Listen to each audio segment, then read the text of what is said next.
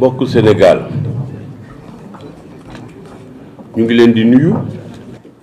bu kenn fàtte ne waa jooju ci kaw nekk gum fa ñi ànd ak moom ak ñi àndul ak moom ñoo ko bokk.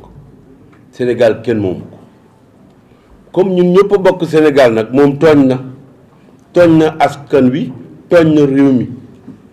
tooñ na aada yi tooñ na ñëpp loolu moo waral ñu bugg defar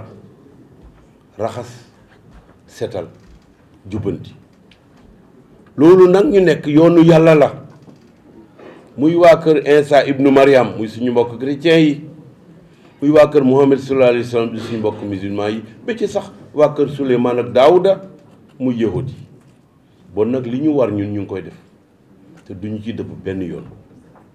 yàlla suñ borom dafa wax ne da ngeen di gëm yàlla muy nekk kenn ngeen yaakaar teg ko ci ngëm jóg nag jéem te bu leen bàyyi jéem lu baax nag ku ko def yàlla fekk la ca dimbale la loolu moo ñu tax a jóg te dañ ci nekk war a nekk ba foofu ñu ngi jaalee mbokku policier boobu nga xam ne ñàkk na bakkanam keroog àjjuma ci guddi ci loolu xewoon fii ci réew mi xamaguñ fan la yoo fi jógee xamaguñ kan la buñ kenn amul droit ñu naan ñu ngi téye Alioune Tine wala keneen pour loolu xew foofu déedéet jaaduwul benn yoon te ñu ngi wax Alioune Tine ak famille am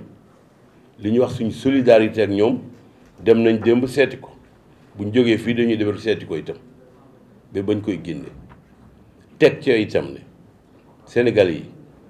nañu muñ boole kook jëf nañu jóg boole kook takku ndax kat